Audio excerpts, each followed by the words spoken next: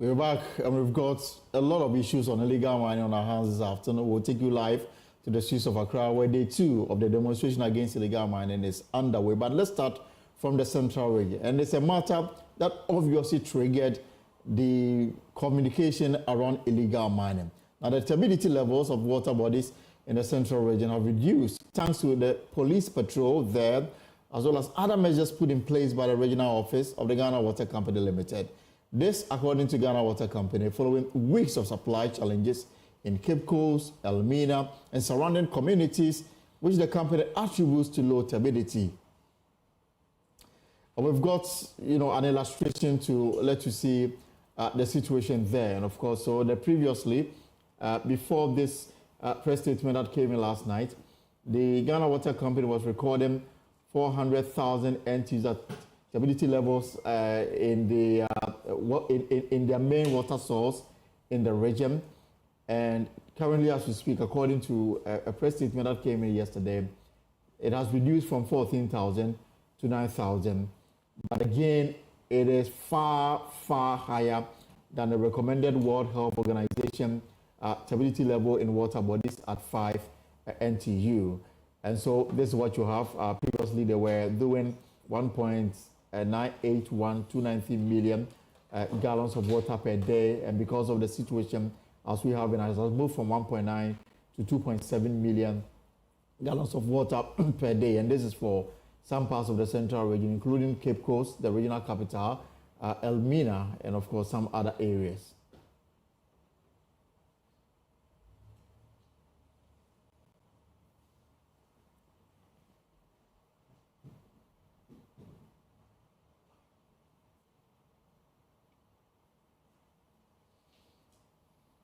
So this is the situation, communicated by Ghana Water Company from 14,000 to 9,000. That's like some 5, NTU reduction, if you like, but still far higher ahead of the WHO recommendation, which is just 5 NTU. Now, joining us for a conversation on this development, we have Seth Eric, and we'll also be speaking to his Seth Eric Apiate, Regional Chief Manager, Ghana Water Company Limited. Mr. Apiate, if you are listening to me, good afternoon and welcome to the Pulse.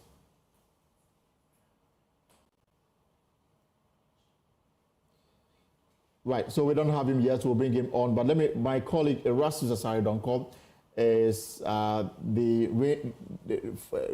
he's done a lot of work on illegal mining. And Erastus, you're welcome to the Pulse. Thank you very much. All right. Elton. Also joining us, Professor Emmanuel Ahen, Head of Geological Science Department, University of Energy and Natural Resources, and Executive Member, International Medical Geologists Association. Before we start, though, let's bring you details of what the Ghana Water Company shared with the public last night. Right, so let me start with the Ghana Water Company. Mr. Eric, Mr. Eric Apiate is the regional manager for the Ghana Water Company in the Central Region. Mr. Apiate, you're welcome to the Pulse. Thank you for having me. So the statement that came yesterday, you've managed to reduce the NTU level from 14,000 to 9,000. And this you attribute to recent patrols undertaken by the police and military, but still higher than the recommended WHO benchmark. But clearly something good is happening. How long are you hoping to sustain this exercise to bring down even further? Sustainability is what we need. We hope we can continue for a while, and whilst we do this, we will have acceptable level. Also, that after doing this for a while, it will become the norm.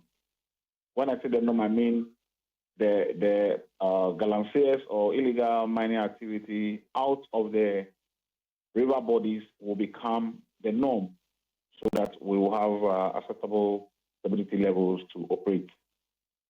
9,000 is still very high and obviously impacting on the treatment methods that you adopted to treat water. Yes, it's high, but we are happy to see that our intervention have begun yielding some results. All right. So this collaboration with the Regional Security Council, is it to my understanding that it's still an ongoing exercise? Yes, please, it is. It is. Yes. And we're hoping that they will be there as long as it takes. We are hoping so. We are hoping so. So how has this impacted on water supply in the areas that hitherto were having difficulties, especially Cape Coast, the regional capital, and of course, Elmina? Yes, some improvements have been observed. These are two areas that used not to have at all. Recently have been calling to appreciate our efforts. We however, will say that this is not the ideal situation because some are still not getting. And even those that are getting for very few hours. So we are looking for a perfect situation where we are able to produce about 18,000 cubic meters a day. Mm-hmm. And so for those who are now, there's some kind of stability in water supply, and from your point of view, it can only even get better if the NTU level comes down even further. And yes, so, please. And then the issue is about, so the maintenance of these security agencies, this is the responsibility of the Regional Security Council. Yes, that is why we really appreciated the effort of the Honorable Minister. Again, people are also asking, even though as you pump in more chemicals to treat the water, can we trust the quality that comes to our taps? Oh, yes, yes. We may have difficulty in treating, but whatever we push out is wholesome. So whatever difficulty we have is within the treatment plant. So far as we push any water out, it is approved by water quality, and it is wholesome for consumption. So for now, those illegal miners that were operating around this, your operational sites, they've been driven out completely? Yes, I can say to a large extent. Definitely some will still try, but within our catchment, they are not clearly around. But I don't know what is happening upstream, which is not within my jurisdiction, because the Accra is a very long river winding through many communities and regions. So whatever happens upstream, the impact will be felt downstream. But at least for my catchment and wherever I can see, at least the intervention has taken them up for a while. All right, Mr. Eric Atiapa, hold it there for me. Let me bring in my other guest, my colleague Erastus Aridonko. He's very familiar with this river source, the Pra River. So Erastus, you're hearing from the Chief Manager, Ghana Water Company in the Central Region. The intervention led by the Regional Security Council, according to us, led to reduction in the NTU in the Pra River, especially the one that is closer to the sexual human treatment plants. That obviously is a good news, but because you are familiar with this water source and you've been around it for some time now, what would be your reaction to what the Ghana Water Company is telling us? I think we are rejoicing too early. This shouldn't be good news for anybody. If you have turbidity, which used to hover around in 2023, used to hover around 1,800, moved to about 3,400, got to about 7,000 within a matter of months. And then in some few months, you got to 14,000. If it has dropped to 9,000 around a specific point. Remember, turbidity is not even across the the span of the river, it will differ in many sections of that particular river. And so he's talking about turbidity around a specific area, right. But can we do turbidity in other sections of the river and judge whether we are making any strides? And mind you, the NTU, the accepted level by WHO is 5. Right. So subtract 5 from 9,000. That's 8,500 more outstanding. It's nothing to be rejoicing about. I'll come back to you, Russ. This is your initial reaction. Let me also bring in Professor Emmanuel Ahen, Head of Geological Science Department, University of Energy and Natural Resources, and also Executive Member of the International Medical Geologists Association. Prof, you are listening to the Ghana Water Company explanation. They are rejoicing over this. Do they have a cause for? Yeah, thank you, Akyem. I listened to Eric, and I also heard what Elastos also said. So I'll start from where Eric ended. He mentioned that Accra River is very long. The stretch, I don't think we'll be able to calculate it. But we're having some sort of muddy waters in it. The point I want to make here is that I don't think it's the entire stretch of Accra that we are saying this. As these discussions goes on, I'll bring out certain issues. But moving from 14,000 to 9,000, it's a good thing. I think it's a good name. I think we are in a position of trying to control the mess. As it is now, nobody is sure of where the mess are coming from. And I believe at the end of these discussions, we'll be able to bring out certain issues that will guide us to get closer to how to manage this mess. But Erastus, I think we should be happy this thing is going down. Thank you. All right. So, Mr. Eric, do you have any response for Erastus and Professor before we now get into the meat of the issue? I think I want to tell Erastus that we are not rejoicing, but fair and good management practices, if you inform your consumers and the general public of an alarming situation that can cause fear and panic, when there is improvement, it is also, you come to update of what you are doing. And we said that we'll make practice to periodically update them. We are doing this because in such an approach, we get their buy-in and we get all on board in this fight against Galamsey.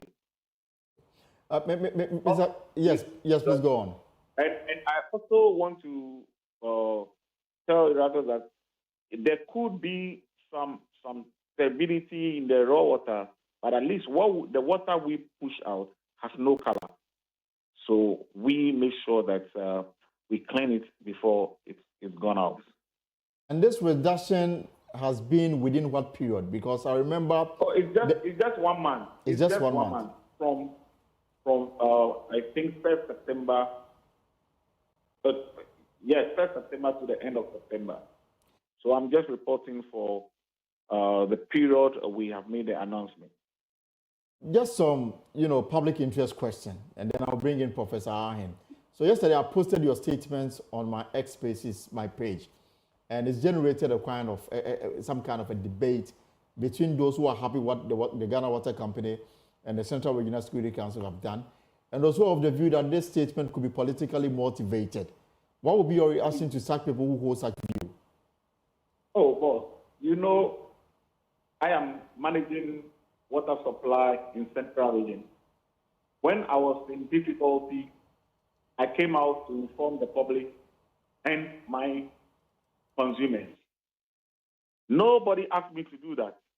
In the same way, when I have seen some changes, and these are things you can verify because we have daily reports that is sent everywhere.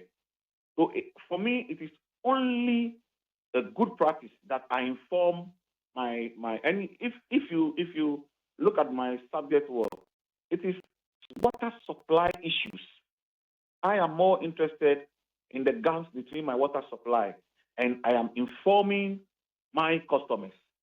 So nobody comes here to tell me what to do. I will keep updating my consumers and my customers. If it changes, I'll come out again to say it. So who will influence me and my team to say something? It is not so, please. Emmanuel Akyem. Prof, so what is the danger here? What are we really dealing with? Yeah, I think before we look at the dangers, Ghana Water has started something that is changing the numbers. The numbers don't just occur by accident. It meant that they are doing something. But there is something that I want to put across for us to consider. I'm not very sure about where your office is in Accra. We are Kokomlemle. If you wake up in the morning, there is a peak time that the traffic jams. The road from your house to the office, when they say that it's one of the traffic areas, it will not mean that the entire stretch of that road will be jammed. It will just be a portion of that road that the traffic will jam. The same thing can be used if we really want to address the problem of the high turbidity rates in our major rivers. These rivers are draining through some rocks, and these rocks are not the same. It doesn't mean that the entire stretch of track, if we are attributing the colorful nature of track to the small-scale people. The small-scale people will be operating within sections of track where the geological section allows for gold mineralization. So if track will be dirty, it will be those sections. And therefore, if we want to address the problem of how turbid the water is, we must be able to identify those spots and then bring in the necessary interventions. But if you do say that, I was trying to Google to find out the length of Prague from its source to where it enters the sea, I don't think Ghana will have monies to do. So thinking about solving the problem before looking at the harmful effects, let's try to dive into how this problem can be solved. Maybe the military interventions that they are using, if they have sent it to the exact locations where we expect the source of pollution to have come from, we wouldn't have been talking about the 9,000. Maybe it might have come to about 500. Right. So the strategy of addressing the problem should be tackled, getting the expert to define these areas for us, and then we will see results coming. But it appears we are not ready for these solutions. We have made use of sentiments to take away the approach and methods that can be used to address this problem. But Prof, the solution, as we have been told by those who are against illegal mining, they've made two proposals, at least the one that directly goes to address the destructive nature of our water and river bodies. And they are saying that government should, declare a state of emergency around the river bodies, and also a temporary ban of small-scale mining. Do you think these two are enough to restore the water and river bodies to the original state? I don't think these two things can address the problem. Maybe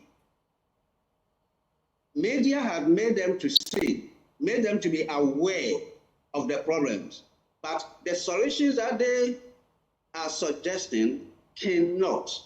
So if I ask till now, what is an illegal mining? Mining cannot be illegal. There is no way mining can be illegal. And then Galamsey, I don't think we really understand the word Galamsey. Okay, so if we are not using these terminologies properly, and we're using the word illegal, when do we say that something is illegal? You must have a legal framework. Of course, if you don't have a license to mine, you are doing an illegal activity. Not there at all. You can have the license, but the license that is given to you, there is a framework. There are certain things that you need to obey. It is when you go against those legal frameworks, that is when we will say that you are doing illegality. The question is, if we have to go back, BNDC Law 218, okay, that was when we started giving concessions to people to mine. And it started from 3 acres for maybe 3 or 4 people, 5 acres for about 7 people, and then for the cooperative, we were giving them, 25 acres. Now, over there was a condition. Just mine for the gold using the local implement. That will not destroy the environment. And the time given for that was for 5 good years. That tells you that you cannot use this heavy moving equipment. So if that is the law we are using now, then anybody using heavy moving equipment is going against the law. That is when we can say they are doing illegality. Okay. I know that yes. 2006 there was a revision and there had been some LI. Right. But the size of the concession have not changed. This is the point I always make. The size of the concession have not changed. So if people are using heavy moving equipment, then the 5 years that had been given based on the legal framework, he will use 2 weeks. So Prof, you are saying that the commission that monitors the operations, the mine department will get there and the people are gone. So when you change, you make some changes, you need to reflect over the law and make sure that it will not impact on the livelihood of the people. The fact of the matter is that people are supposed to use. Yes, I just wanted to come in so that you. I can bring in Erastus or his take on what you are putting across. And I'm saying that the crux of the matter is that, I mean, the law exists, even in places where we have stiffer punishment for those involved in illegal mining or whatever you want to describe it. The punishment is so stiff, yet impunity is what we are witnessing. And so your suggestion would be exactly what? My suggestion is anybody doing anything illegal must be arrested, prosecuted, and what the law says must be applied. To some extent, that is happening. I think we are not arresting people enough. Let me give you one case that happened at Konongo. The Minerals Commission officer there identified the problem. He cannot go into arrest. He reported it to the municipal assembly. The assembly was supposed to report to the law enforcement agencies to get them arrested. Until we begin to arrest these sort of illegalities and punish them, the impunity that I just mentioned will continue to be there. According to the Attorney General, over 800 people. We are not using them. Yes, so according to the Attorney General, we have over 800 people in various courts, standing trial for their involvement in illegal mining. So clearly something is being done on that front. But before I come to you on the final bit on this discussion, let me bring in Erastus. Erastus, so you've heard the Ghana Water Company operational manager in the Central Region. You're also listening to Prof, who is professing some solution that he thinks that if we adopt it will help bring sanity in this particular area. What would be your reaction to the two issues that you are hearing? And whether or not we are on the same track? Let me start with the submissions of Professor Akyem. With all due respect, I don't know what the Prof is trying to suggest when he says that there is nothing like illegal mining. In fact, the Minerals and Mining Act 2006, Act 703, specifically Section 15 of the Act states that a person shall not engage in mining activities within a protected area, a forest reserve, a water body, a public place, a settlement, an area within 50 meters from a public road. And then it goes on to state punishment for it from 2 to 5 years imprisonment. And when you have people using equipment to sit directly on a water body like Ankobra to mine and pollute it. You cannot say that is legal mining. It is not. When you have a company putting its washing bay directly at the edge of a water body, and I think Prof is well versed in geological matters and residue coming from mining, which is poisonous, he knows, contains heavy metals and all that. And so that is why we have best mining practices. You have to construct a tailings dam and cap that, contain that, and treat it. If you have a company that is sitting at the edge of the river and washing directly mining residue into a major river like the Tunnel, you cannot say that that is legal mining. That is not. That is criminality. That's a nature crime, punishable by law. And so we must distinguish very well what is criminal and what is not. Again, if I have to come to the Ghana Water Company, the reason why I say we shouldn't be jubilating, you see, the ordinary Ghanaian have a penchant for jubilating and then becoming complacent. You see, we are talking about a water body that is 8,000. When I subtract 5 from 9,000, it's 8,500 you will get. Yes, and you have that, and you are saying you shouldn't even be happy.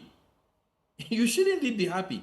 Those who are polluting the Pra along the well, I have gone on the Pra, in fact, from Chifu Pra so all the way to Chifu Timokwa. I've been on it. I know where mining is happening and polluting the river at certain points.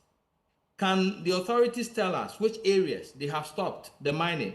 And I'll point them to other areas that mining is still going on as we speak.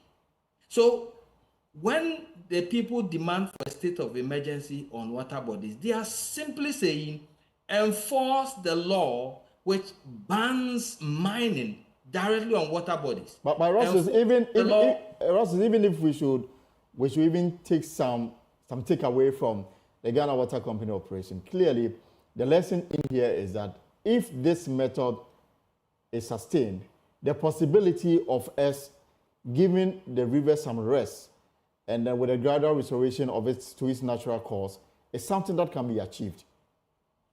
You asked a very, very incisive question. Are the military and police drawn from Accra going to stay there? That's a very, very good question. What was his answer? You see, we have done this before. We have done it for so many years. It's a firefighting approach. We bring in the military from Accra to solve problems in the Usiejo, and then they go back. And what happens? The miners come back, and they still pollute the water.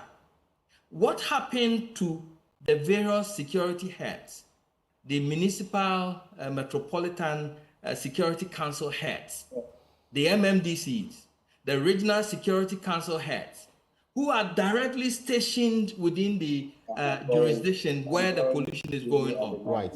Why can't we tax these people and give them the same resources that we are giving the military to come in from Accra and do a firefighting Dumja approach and ask them to fight it? Why are we not firing MMDCs in whose jurisdictions some of these nature crimes are occurring? Okay.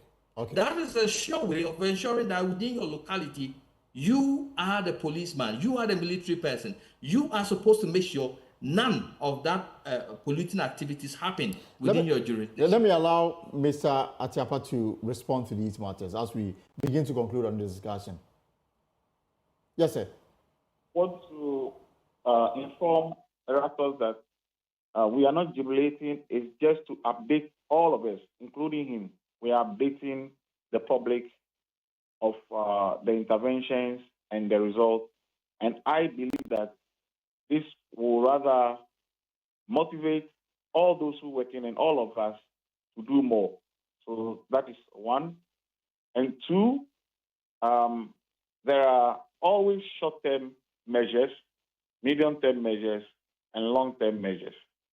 When you are in the heat of something, probably you need drastic short-term measures whilst you look for a sustainable approach to sustain whatever you have gained. So, my brother, we are with you, and we're still looking for all the assistance we can gather to bring stabilities down. Prof, you have the final word on this conversation.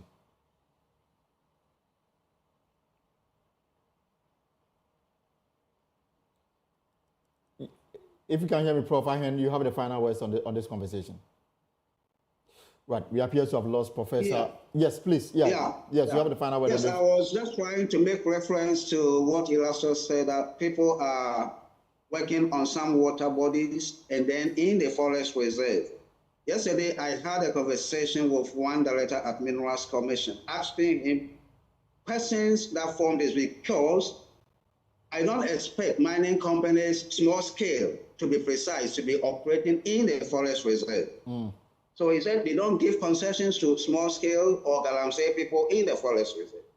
Likewise, when it comes to the water bodies, and I gave him a typical example in '96 when I was working for a company called Bones Gold Holdings at where Newmont is operating now. We saw that the mineralization was going through the forest. We applied to Minerals Commission to allow us to do the exploration there. We were denied.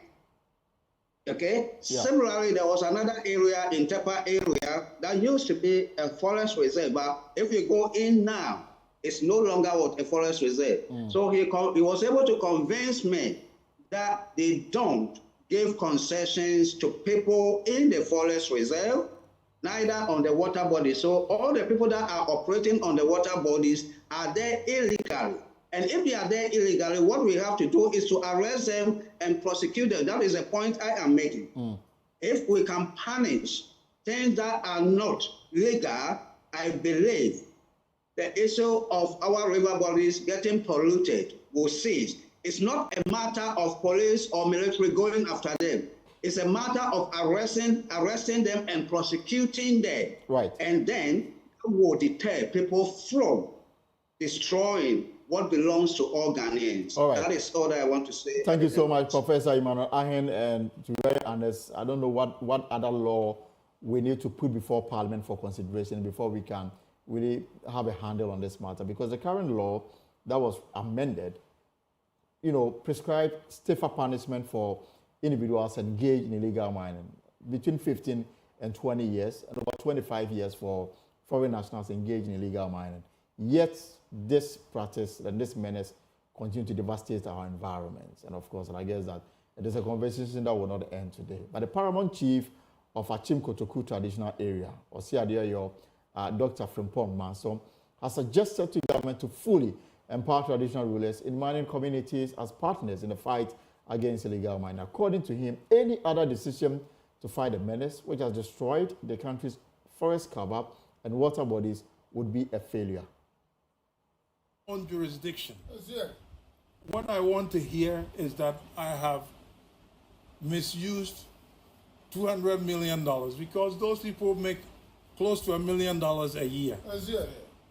I, the Omahene, even if it was true, why will you question Omahene about $100,000? $100,000, is it an ASICA? Let's say that the government have put several initiatives together in the past. None of it is working well by itself. What we are suggesting to the government is that we are on the land. We live on the land. We use the land. We use the water. We drink the water. We need clean water. The government should get us involved because the government cannot do this alone by itself. The police alone cannot stop illegal mining. The military cannot stop illegal mining. EPA cannot stop illegal mining unless they get us, they empower us as partners to help them to solve the problem because we are on the land every day. We know the people that are doing the illegal mining. We see them. It is us that can go to the land and stop it. The government should come to us, ask how we want to help them to do this.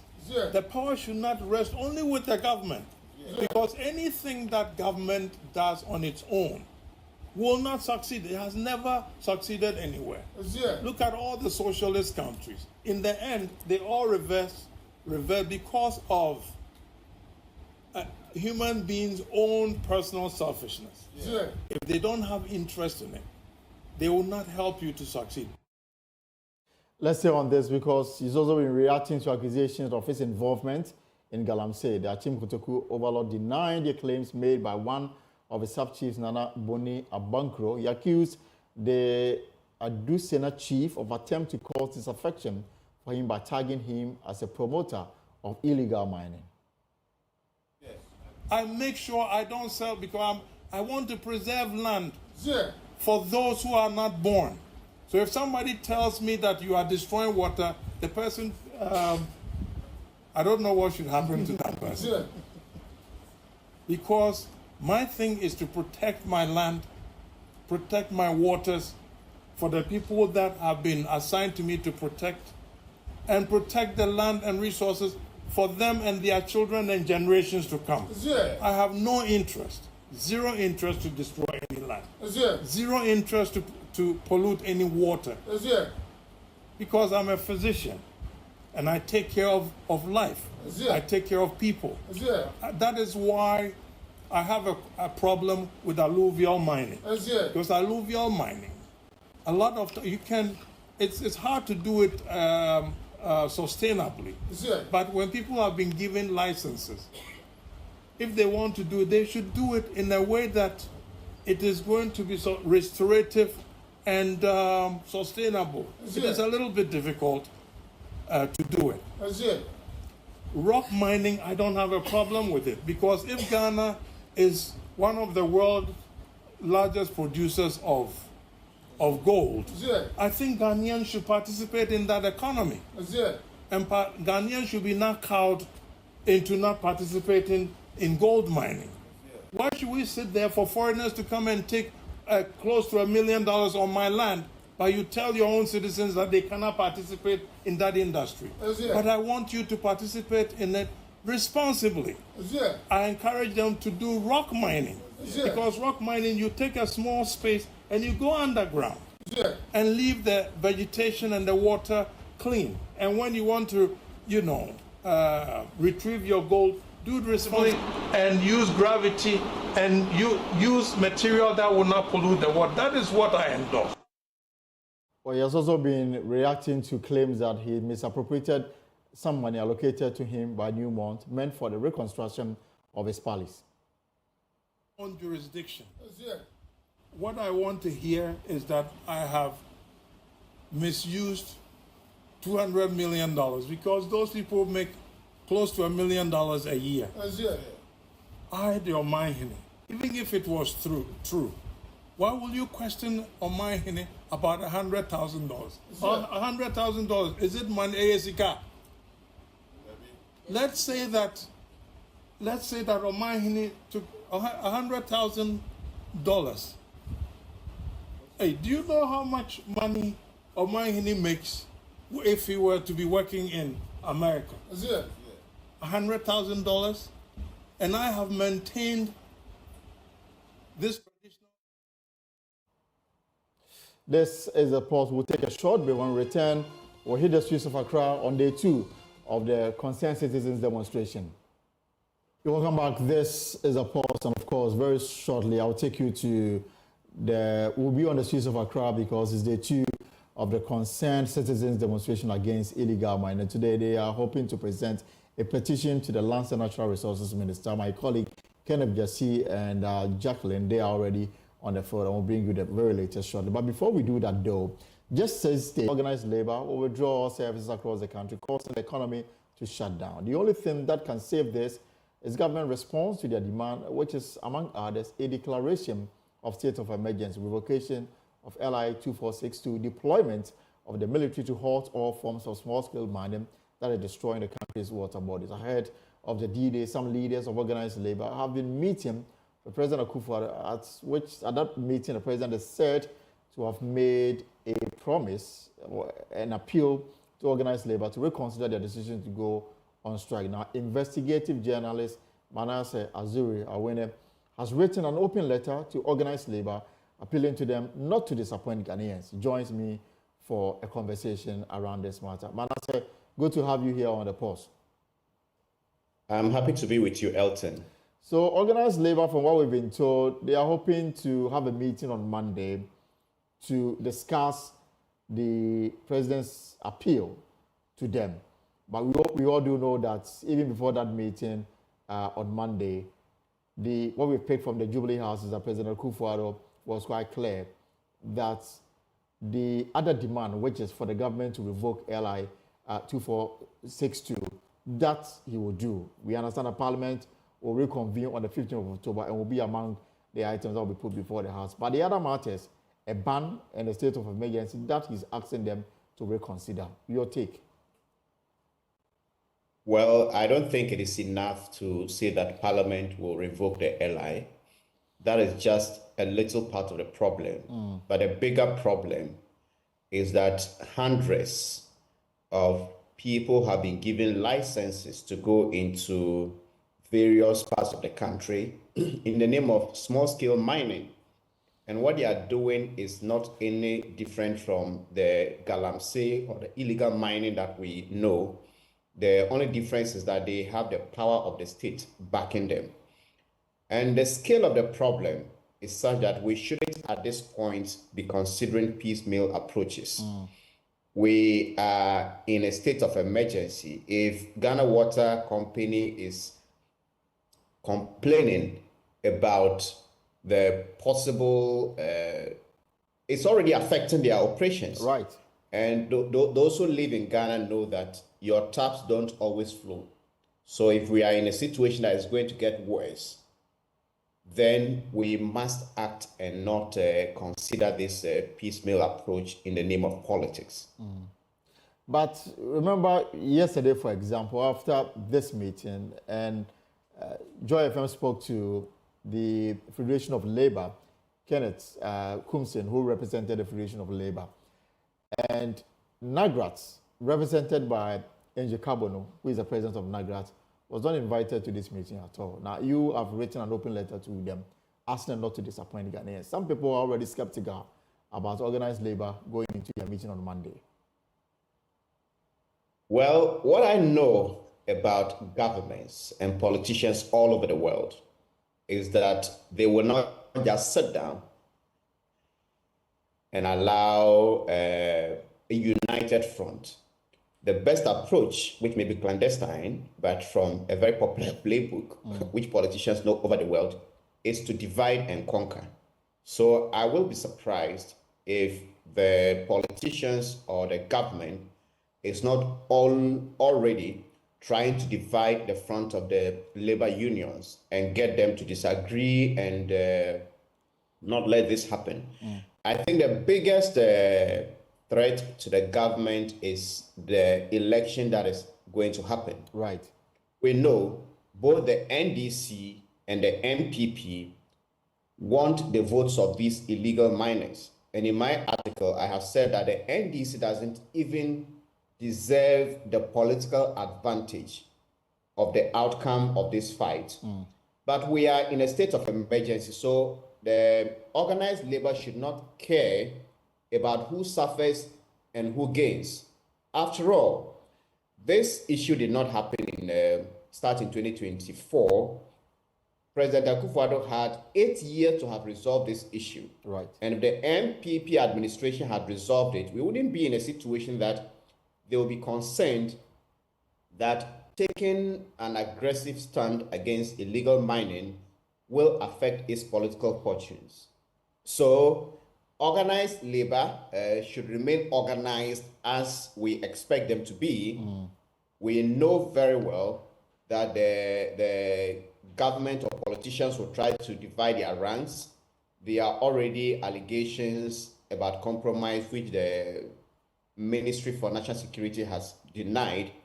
But their credibility, their integrity, and the seriousness with which we will view organized labor going forward will depend on what they do from now till October 10th.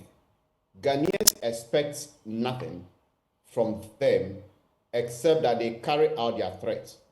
The only way we would expect them to call off this strike is if the president addresses their demands, because the photographs we are seeing, the videos we are seeing from the eastern, Ashanti, western, and some parts of the country are not things that we should take for granted, Elton.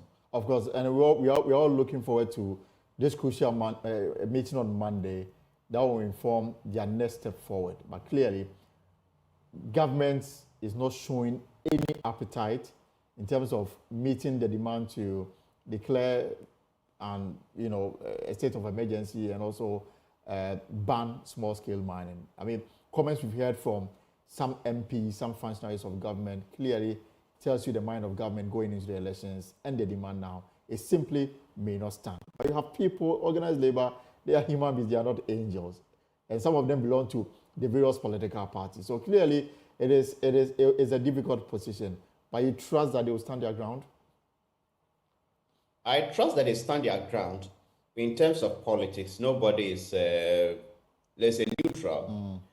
I have said I'm not voting this year, but if I were to vote, I'll still vote for one party.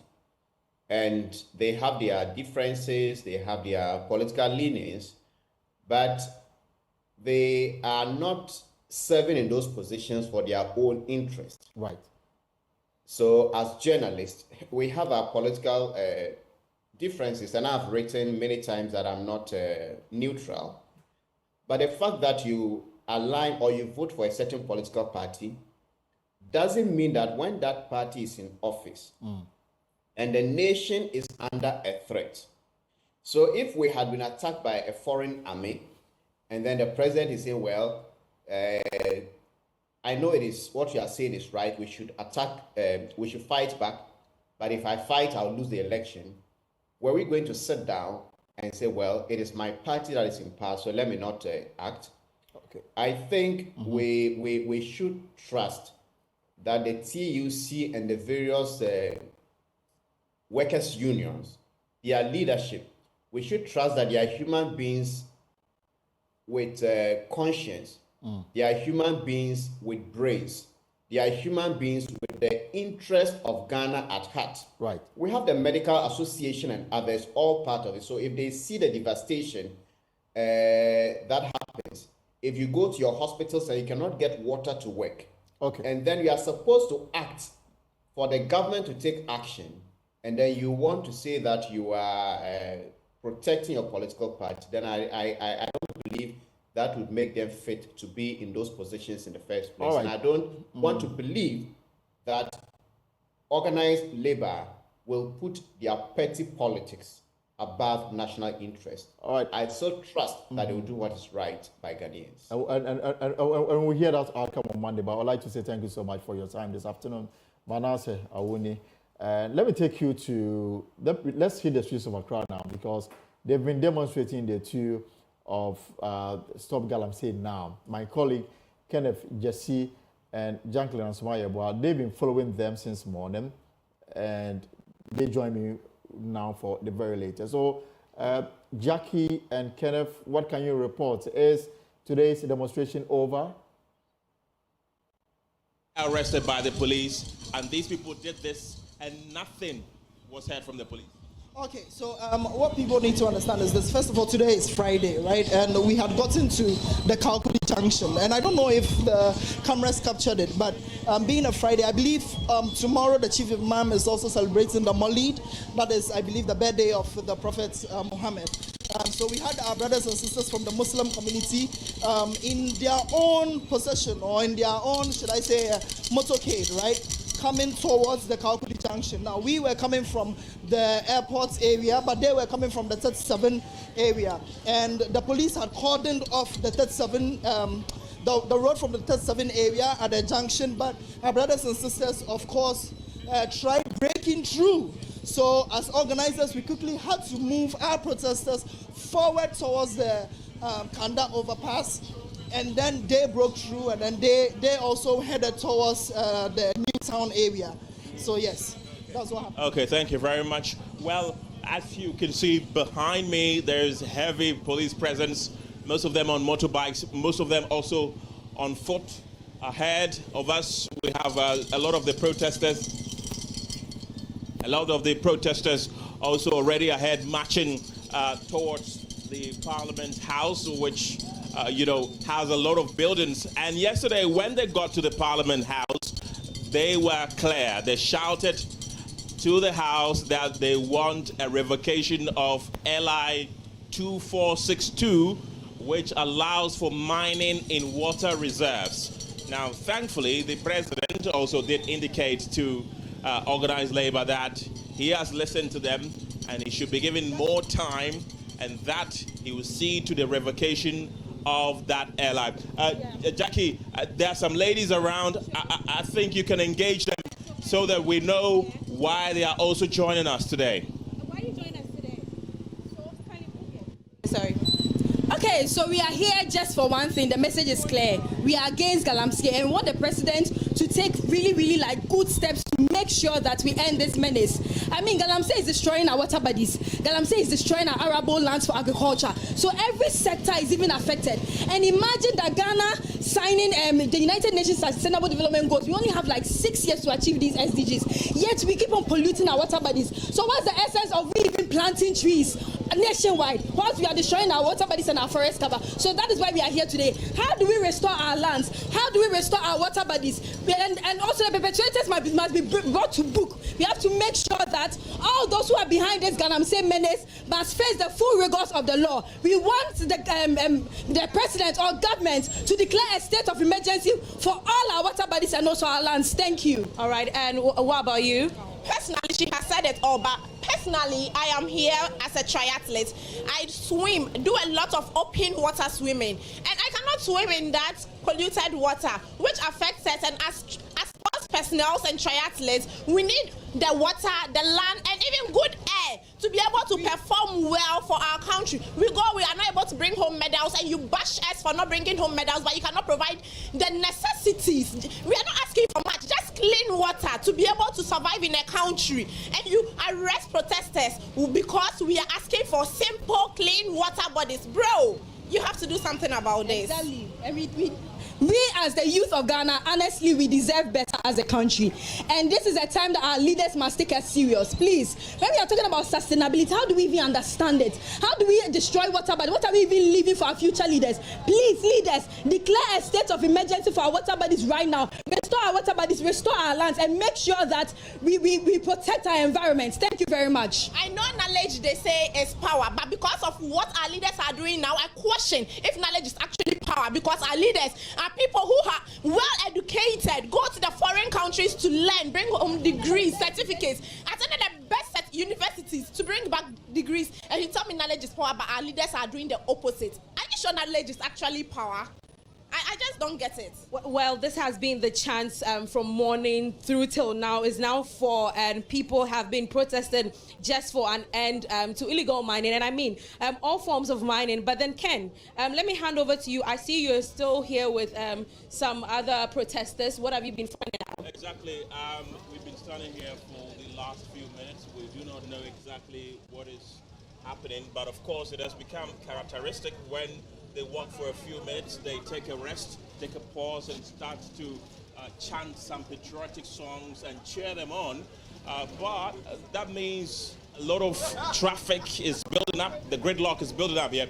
And this is the roundabout that leads to the National Cathedral, the Accra International Conference Center, the Parliament of Ghana, the Accra Sports Stadium, where they converged yesterday and presented their petition to the office of the Attorney General. Of course, let's speak to more protesters who have also joined us today. Thank you very much, ladies, for your time. You are here today. I can see that, of course, you're here to support the Galamsey, Stop Galamsey Now protest, correct? Yes, that's true. So my name is Satara. We are both medical doctors, by the way.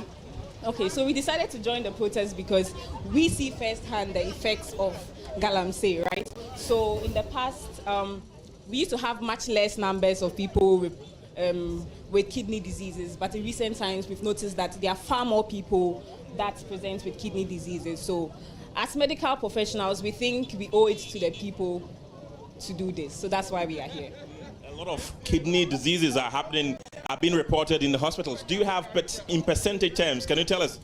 Well, so I would say that the commonest causes of kidney disease currently is from hypertension and diabetes. If we have to add the dangers of the chemicals used in mining at the Galamsey sites to it, then we're going to be having a lot of people who would suffer from kidney illnesses. And as we already know, our hospitals are not fully equipped to manage long-term renal or kidney failure. And so prevention is better than cure, and water is life. If people are going to end up in our hospitals if they drink polluted water, then I think all hands has to be on deck when it comes to the fight for Galamsey. Okay, with both of you being medical doctors, I want to ask, there are concerns that a lot of babies are now being born with deformities.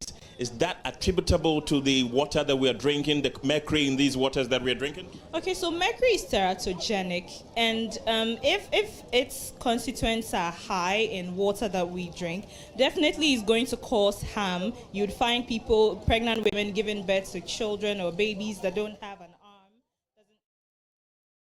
So those are some medical practitioners. I've got a doctor also in the studio shortly. We're going to talk about breast cancer as we are in the month of October, Breast Awareness Month. But in a related development, the Executive Secretary of the National Labour Commission, Officer Samoa, has pointed fingers at chief, district chief executives and the National Investigative Bureau for their failure to effectively combat illegal mining. According to him, the responsibility should not rest solely on the president to fight the menace. He's been speaking to my colleague, Emefa Akosia Adeti. Of yesterday, Honorable, TUC said that they have not heard from government. And then many people have said, what is NLC doing? What is NLC doing? So this morning we're here to ask whether or not you have something to do and if you have a role to play in this particular strike that you're hoping to strike on the 10th of October. Yeah, thank you very much. TUC said, it's not TUC, it is organized labor, except that it is being led by TUC. It was made up of TUC, Ghana Federation of Labour, CLOSAC, that is the civil and local government workers, coming up with NAT and all the unions you can think of. Coming together, they call them organized labor. Except that TUC being the biggest leads the negotiation.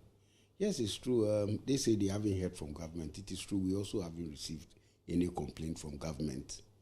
And in the case of the organized labor, they held a press conference. They have not formally written to us, except that some of the unions within organized labor, like UTAC, has written to us in respect of the strike action they intend to take in support of the cause of the national, organized labor, yeah. And so if I understand, organized labor should write to NLC, citing a certain complaint, is that it?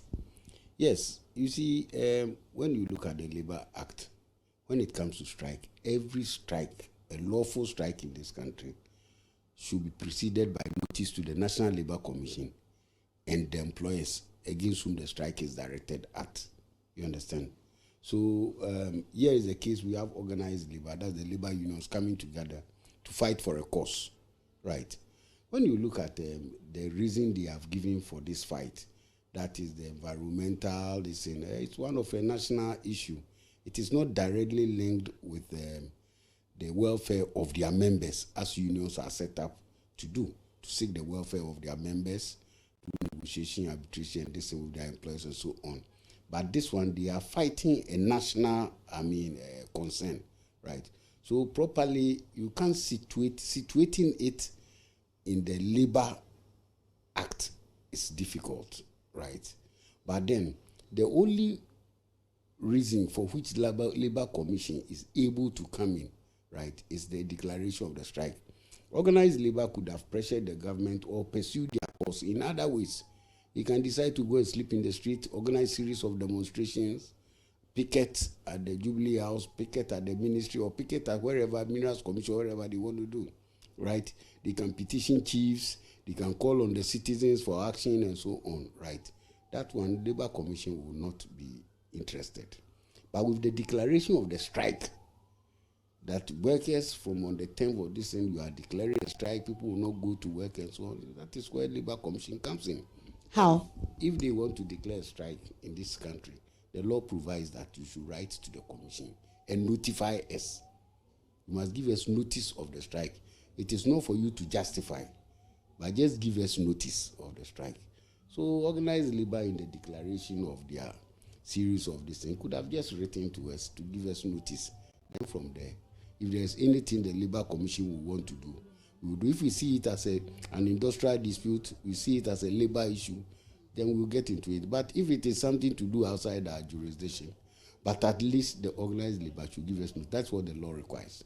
So what have they done? Have they notified you of the strike and have not served a certain complaint? Which one do you have now? We haven't received any formal notification of the strike from a group called Organized Labor led by TUC. But like I said, there are some unions within the Organized Labor who has written. But you see, they came together under one umbrella. That's Organized Labor. So we expected that they will write to us. We received a letter from, I think, CLOSAC some time ago, also referred, but not as Organized Labor. And so if a union notifies you of a strike, what particularly? It ends there, begins and ends with a notification, or NLC has something else to do? Yes, you see, as soon as we receive the notice of the strike, then we are prompted to act. Assuming the union or the staff of Joy News, right to the National Labour Commission, that they want to proceed on the strike, right? And of course, the labor unions, the meeting is this Monday. They will decide whether they want to go ahead with a strike or want to, give the president the time that the president has asked for so that can happen. We'll take a short break. When we'll come back, we'll move away from Galamsey and talk about breast cancer. We are back on the show and let's talk about health because we've got into that segment, and the month of October is dedicated to breast cancer, all the awareness, everything that you need to know about it. Today is just going to be the foundation. In the days to follow, we'll bring you life experience of people who are going through this disease, and then we're speaking to experts as well. But let's set the ball rolling. And Dr. Josephine Awachukweku is my guest. Doctor, you're welcome. Thank you. Before we were talking about Galamsey, I don't know whether the topic we're about to discuss has any relationship.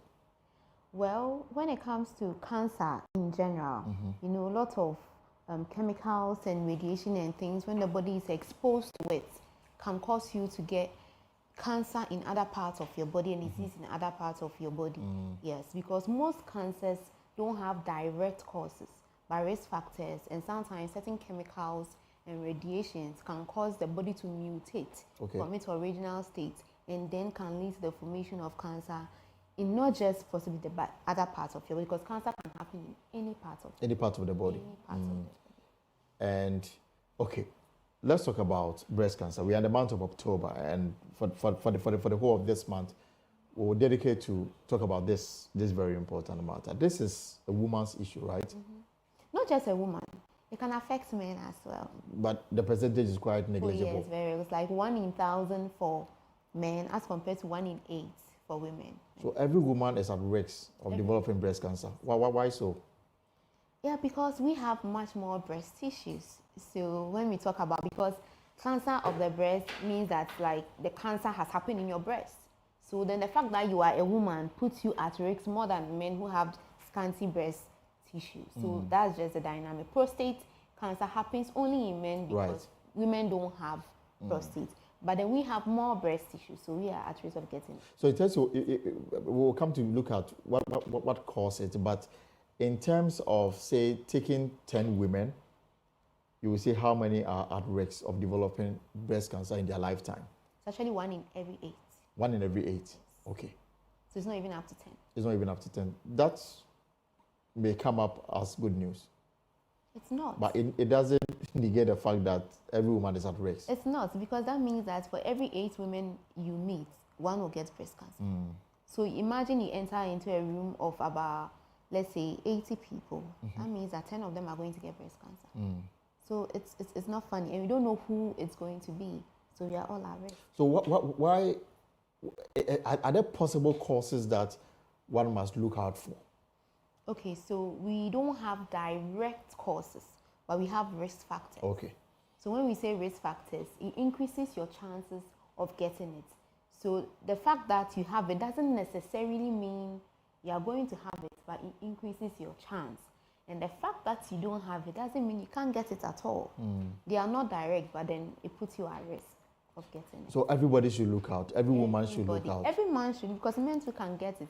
And you should also know about it because you have daughters, you have wives, you have mothers, and all that. So everybody should look out for it. So, in terms of conscientizing people, and if a woman is listening, what must that person do? Okay. To stay safe, for example. And we'll talk about when you have it, what then must you do? So globally, the attention is on breast awareness. Okay, it's about knowing your breast so well that the slightest change in your breast, you should be able to notice it. What kind of change? What kind of change must get you to be worried? Okay. Now, before I continue, I must say that by the time you visually see something happening to your breast, it's already late. That means I started spreading. Okay, that is why the screening is more important. Okay, because by the time you as an individual, you start seeing these changes I'm going to talk about, that means it's late. Okay. Because the early stages, you might not even feel anything. We call it asymptomatic. You might not notice anything, you might not even feel anything. And most of the time, like 90% of the time, there's no pain or discomfort. So you might not even feel anything. Okay, but then if you at least know your breast, if there's a slight change, at least you get it earlier than looking for skin changes or something. If you get it to say where there is a small lump, it's way better than waiting for it to appear on the skin of your breast or affecting the change and the shape of your. So by the time you see skin changes, then it's developed to a point. It's bad. Yes. But so you should be checking out for lumps in the breast. Is that what you're saying? That is why for the past few years we've been advocating for self-breast examination, and then we've set the month of October for people to go to the health facility, hospital, so that they can be clinically tested. A doctor or somebody who is trained because they can look out for it better than you will do it in the house. And then other facilities are even giving discounts for mammograms, because we advocate that from the age of 40 you should be having regular mammogram, because they will detect it earlier than the doctor or you yourself will see it. So before you hit 40, it shouldn't be a worry to you? So according to the American Cancer Society, the guidelines they brought, between the age of 20 and 30, you can visit the hospital for the doctor to check maybe every 2 to 3 years. Okay, because the chances are lower in that age group. But when you hit 40, that is when they start recommending annual mammography. Like you should take the mammograms every year. Yes, it starts from the age of 40 to 45. Okay, so doing the self-breast exam, irrespective of your age, and then you go to your doctor 2 to 3 years if you are within that age gap. But then when you hit 40, you should be doing the mammogram. It is just like they say to many, when you are 35 and above, you should be undertaking regular checks. Yes. For prostate. Yes. Right. So for the lady who is listening and probably is yet to experience any of these things that we talk about, your recommendation is that that person should make it a point, so long as you are nearing 40, that you have regular check. So before you hit 40, you'll be doing your self-breast examination every 2 or so years. Go to the hospital for the doctor to examine you. But if you have a family history, then you should do it more often because your chances increase. But then when you hit 40, every year, at least you can use the month of October to do some mammogram. But you are from the hospital. Is this something that our ladies do often? Is this something that is very important to them? It is important for it to be done, but I don't know whether just maybe the awareness is not out there enough. Although we are always doing Pink October, I don't know whether people grasp it enough, because we don't do the mammogram the way we are supposed to. Okay, but I know that at least when it gets to October, we create an avenue for lots of people to come to the facilities to get some breast examination done for them, because the others involve money. You see, and we know in our parts of the world, sometimes we don't have proper insurance and other things, because it involves money. It's a bit challenging. And so for that person who knows her state, has been diagnosed, is it a death sentence? Not necessarily, no. It depends on the level at which it was caught. That is why we are advocating for the screening, because the screening is such that it can catch it at a very early stage, whereby you can have full treatment and go into remission. However, if you don't get, you don't catch it too early, then it might be advanced. Like I was saying, by the time you see skin changes, it's already too late. So you'll be going through extensive treatment, and probably your life expectancy might be reduced. And I've come across ladies who have had a breast cut off as a result. It means that if it wasn't cut off, it would have spread to the other side. Is that what it means? Yes. So at what stage do you get to that point where the doctors will just conclude that this breast must be taken off? So when it comes to diagnosing the breast cancer, we have to determine the stage and then the grade of the cancer. So it involves the size of the tumor, how big it is, okay, whether it has spread to the lymph nodes, whether it has spread to other parts of the body, and then how aggressive, because some of them are less aggressive than others. So the doctors would have to put all these things together. So how one person will be managed, how Madam A will be managed is different from how Madam B will be managed, because they are different. We have ductal carcinoma, we have the lobular, we have, carcinoma in situ, we have the invasive, we have those ones that have already spread. Some they've just spread around, some of them have spread to other parts of the body. So they have to stage it and then determine what will be good for you. So somebody, if you catch it so early, sometimes because something lumpectomy is just a lump that can be removed from and you the are breast. healed. And you are okay. Yes, but for some you have to remove the whole breast and even do some axillary clearance. For some you do that and do chemo. For some you have to do radiotherapy and then put on. So depending on and that I'm assuming is a very expensive venture. It is, especially in our parts of the world, we don't have proper insurance. So most people cannot even afford, and we don't have enough. Somebody may be put on radiation, and they go to the unit, and the way they are booked, and then they tell you come back in some months' time. It's not their fault. We don't have enough facilities to handle those things, and people who don't have money, it's expensive. So we sort of have lots of challenges when it comes to dealing with these. But doctor, when you hear traditional medicine practitioners profess to have cure for breast cancer, will you say that people should patronize such, or should go through thorough testing and diagnosis to arrive at the decision that could best serve the interests of the individual? Yes, because I think you have to go through the right channels. Okay, like I said, no two cases are the same. And when we say something is cancerous, it is very aggressive, and it can spread really, really quickly based on the grade of that. And it can lead to your death. Of course. The moment we say it is cancer, if it's very aggressive, if you don't handle it the right way, it will lead to your death. But if caught early and managed appropriately, you will be fine. The fact is, if you catch it early, it might be a difficult journey. But then you go through it and come out of it. If you go to the advanced countries, because they do these screenings, we have lots of people living with the breast cancer. They've had it and they've gone into remission, and they are living their life 15 years post-cancer and all that, and they are living well. But over here, when we come here, we don't catch it early because people don't really screen themselves and go through all these channels, and then when it happens, some of them will resort to these herbal therapy. By the time we see them, it's already, because cancer spreads, so it doesn't have time. Okay, so you have to go through the right channels and then get treated appropriately. This is just the tip of the iceberg. In fact, this is what we'll be doing the whole of this month on our health segment here on the Pulse. And of course, we'll be in the hospital as well to speak to people who are on admissions and people who are going through very difficult times because of breast cancer. We'll also be speaking to some specialists as well. But doctor, we'll be wrapping up. So what would be your advice to ladies who are listening to us? I mean, knowing very well that every lady is prone to this. Okay, so I would say that now we are very big on breast awareness. Please know your breast, and then find out if you have family history, find out your other reproductive history, so that you know your risk level, whether your risk is high or your risk is low. And then, like I said, be very conscious of your breast, so that the slightest change in your breast, then you can go to your healthcare provider. However, if you are 40 years and above, please try and develop the habit of having a mammogram every year, so that if there is cancer, it can be detected early and you can have a whole complete treatment in order to give you a better outcome. And it's not a death sentence? It is not. All if right. caught early. But if not, sorry. Okay. So Dr. Josephine Awachikweku is from the Spenters Medical Center.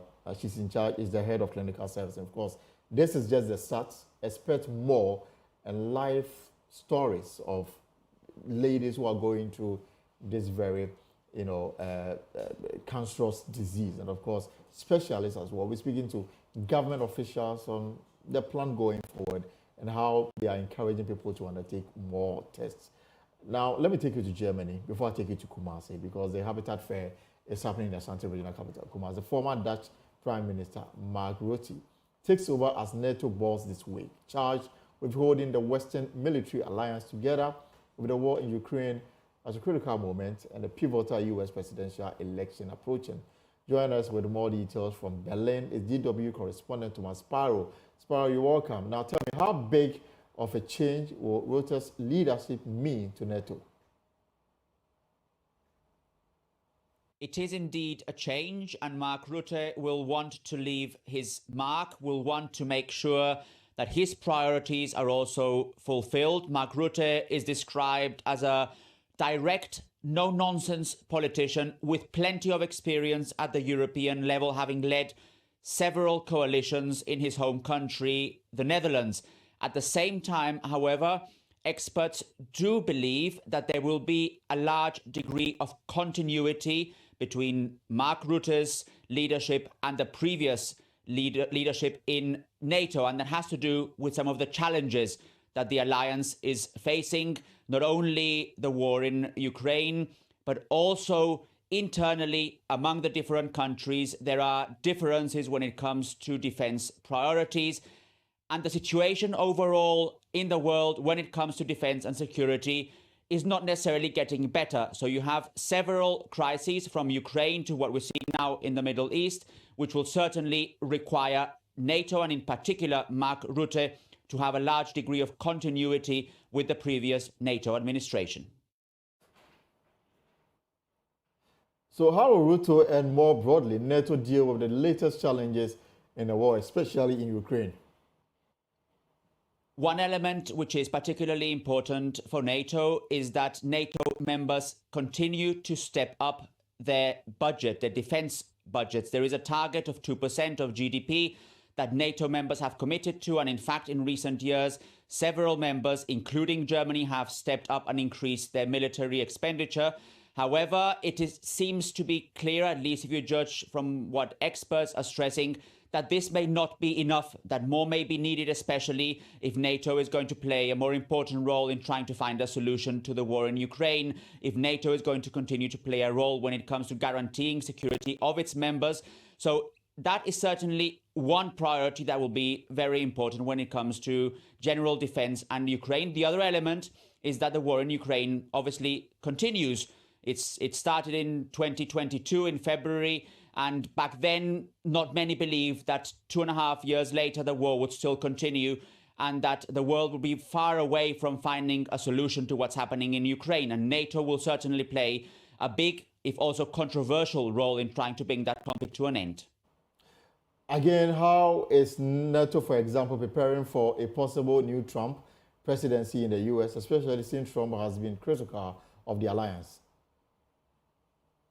Mark Rutte is actually described as Trump whisperer. In other words, as someone who has in the past been able to discuss with Donald Trump important discussions, important elements about the NATO alliance. So there is certainly hope that if Donald Trump becomes the next US president, that Mark Rutte will have, let's say, an open door to discussing with Trump, even in times where Trump might be very controversial about NATO alliance, where he might question the NATO alliance. But what Mark Rutte has also stressed, especially when he looks at some of his European colleagues, is that Europe has to be prepared to work with whoever comes into the White House, whether it is Donald Trump or Kamala Harris. What's also relevant in this particular case is how the US would move if NATO does become more or less important. There is an understanding here in Europe that irrespective of what happens in the United States, Europe has to step up when it comes to its own defense. So Mark Rutte's priority will not only be to try and discuss with the future US leader, whether it is Trump or Kamala Harris, but also at the same time to make sure that Europeans continue to step up when it comes to the defense expenditures. Thomas Sparrow, thank you very much from our partners at DWTV in Germany. Now, the biggest housing fair in the Ashanti region, the Republic Bank Love FM Habitat Fair, has opened in Kumasi with exhibitors displaying an array of housing and building products to prospective homeowners and others. The event seeks to create a unique platform for businesses in the built environment to expose their products and services to the public. The 2024 edition is under the theme Home Ownership and Investment, Not Just a Home. Emmanuel Bright Kweku is standing by to bring us live pictures from Kumasi. But before we do it, I will take a short break. When we return, I'll take you live to Kumasi. My name is Elton Bobe. For the meantime, this has been The Pulse. Have a good evening and a nice weekend.